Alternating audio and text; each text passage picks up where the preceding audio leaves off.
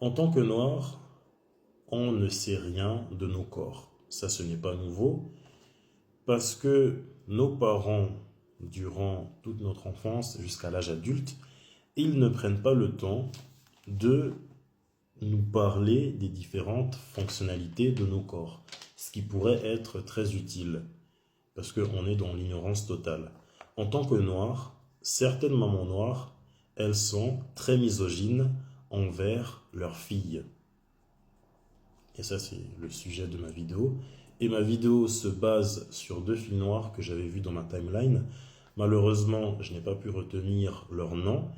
Et les deux disaient justement que les mamans noires, elles n'apprennent pas à leurs filles à devenir des femmes, sachant qu'elles-mêmes étaient des femmes lorsqu'elles étaient plus jeunes. Et ces deux filles en question, elles étaient africaines anglophones, et même si elles étaient noires américaines, nous, les Africains et les Noirs, nous traversons un petit peu la même chose à propos des traumas que nous engendrons à cause de nos parents.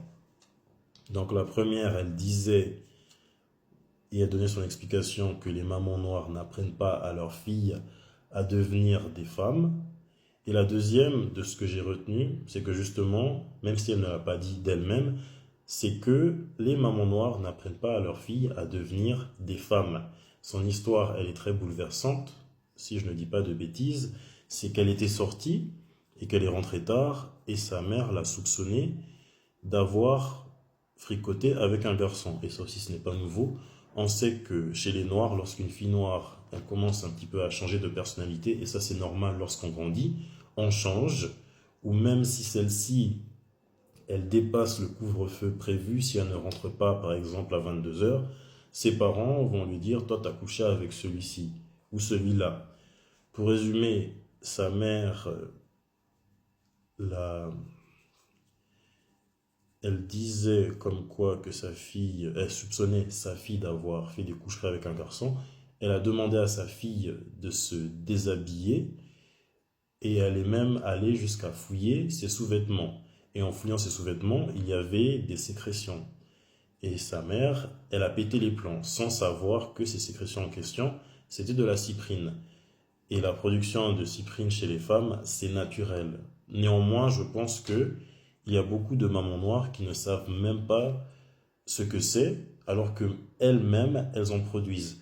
Les mamans noires, elles ont une facilité déconcertante à insulter leurs filles pour tout et pour rien. Elles sont très misogynes.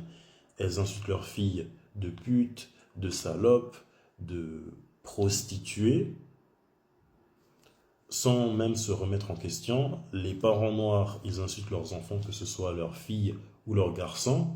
Cependant, des mots divins ont même pas 6 lettres, tels que désolé, pardon, excuse, ça, ils ne savent pas le faire.